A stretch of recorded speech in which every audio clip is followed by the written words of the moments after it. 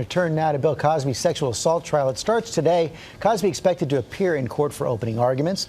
ABC's Lindsay Davis is outside the courtroom in Norristown, Pennsylvania. Good morning, Lindsay. Good morning, George. To call this a highly anticipated trial may be a bit of an understatement. It's expected to last for 2 weeks. No cameras in the courtroom. Among those expected in the courtroom today, Keisha Knight Pulliam, who famously played Rudy on The Cosby Show. The stakes are high as the sexual assault trial is set to begin today against the man once known as America's dad. Bill Cosby will not take the witness stand. Cosby is charged with felony aggravated indecent assault stemming from a 13-year-old claim from accuser Andrea Constand, a former Temple University employee. Constand alleges the comedian drugged and sexually assaulted her at his home in Pennsylvania in 2004. Cosby has denied wrongdoing and says their encounter was consensual. While the 79-year-old has been accused by more than 50 women of drugging and/or sexual misconduct, this is the only case where he faces criminal charges.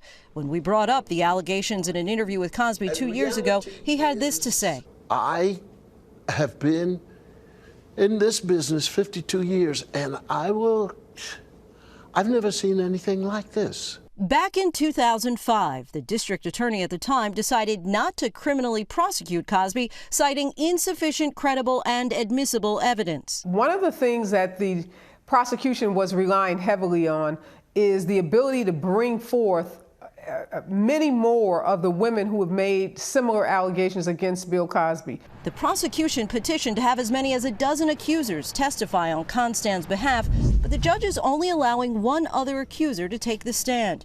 Whenever you try a case a decade old, in this case we're talking about over 13, 14 years, quite naturally memories fade.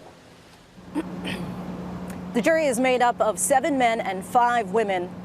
8 of those jurors are under the age of 40, which could actually be somewhat significant because the Cosby Show stopped taping in 1992. So while those jurors, of course, could have seen reruns, they may not be familiar with Bill Cosby at the height of his career, which is something that legal analysts say could actually be good for the prosecution. George? That could make a difference. Lindsay, thanks very much for bringing our chief legal analyst, Dan Abrams, for more on this. What do you make of the prosecution's case? Well, look, this is not an easy case. I think people who have been watching this from the outside are saying, oh, there are all these allegations, there are all these accusations, this is going to be a slam dunk case for prosecutors, are not paying attention to this case.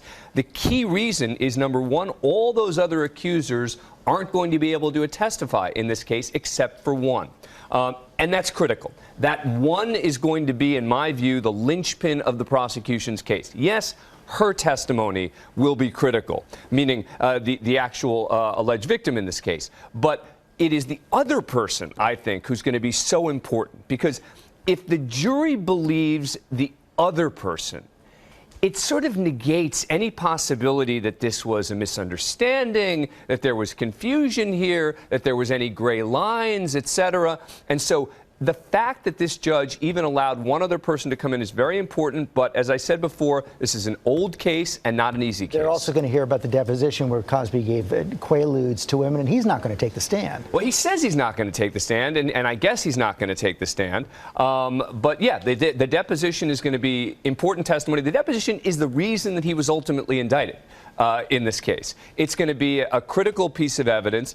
But remember, and we talk about this in every trial, but it's as important in this case as in any. When the standard is proof beyond a reasonable doubt, the prosecution doesn't just have to convince the jurors that it likely happened. They have to convince the jurors beyond a reasonable doubt that it did happen. No other reasonable explanation. Exactly. Dan Abrams, thanks very much.